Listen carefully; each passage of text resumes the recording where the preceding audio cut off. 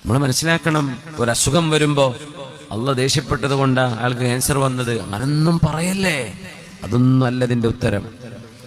ഒരപകടം വരുമ്പോ അത് മുമ്പേ നടക്കേണ്ടതായിരുന്നു, ഇതൊന്നും പറയാൻ നമ്മൾ ആരും അല്ലട്ടോ. അമ്പിയാ ഇന്ന് പ്രയാസങ്ങൾ വന്നിട്ടുണ്ട്.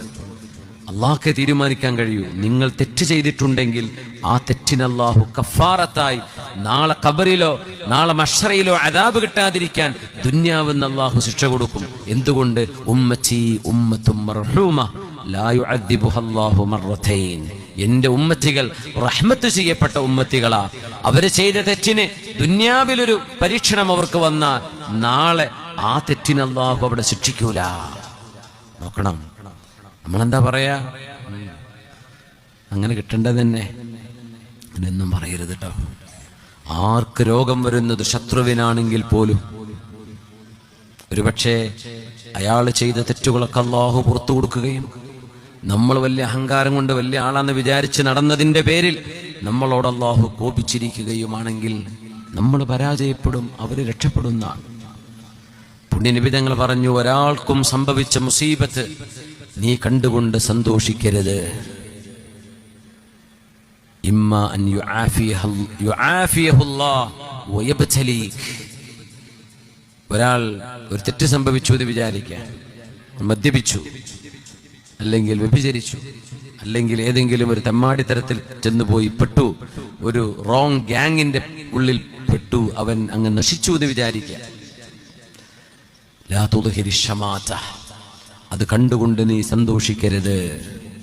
അയൽപക്കക്കാരനായ വീട്ടിലെ കുട്ടി ലഹരിക്കടിമയായി അവന്റെ വീട്ടുകാര് മുഴുവനും അവനെ കൈയൊഴിയുന്ന അവസ്ഥയിലേക്ക് എത്തിക്കാണുമ്പോ, കണ്ടില്ലേ എന്റെ മക്കൾ എന്താ, അവന്റെ മക്കളുടെ അവസ്ഥ നോക്ക് എന്ന് നീ പറയല്ലേ.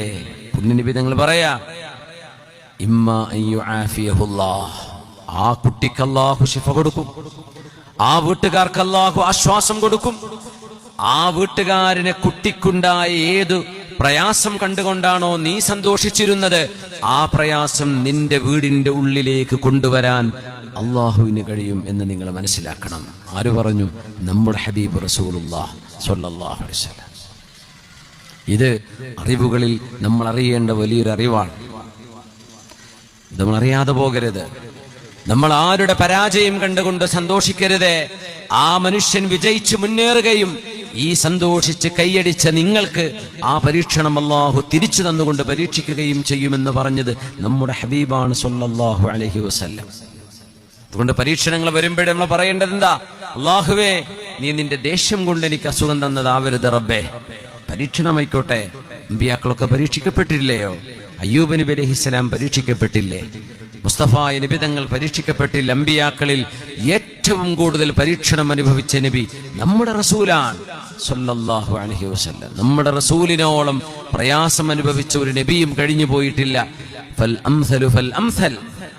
അല്ലാഹുവിന്റെ ഹബീബിന്റെ ആ ഒരു കാറ്റഗറിയോട് ചേർന്ന് വരുന്ന ആളുകൾ അതിന്റെ തൊട്ടുതാഴെ.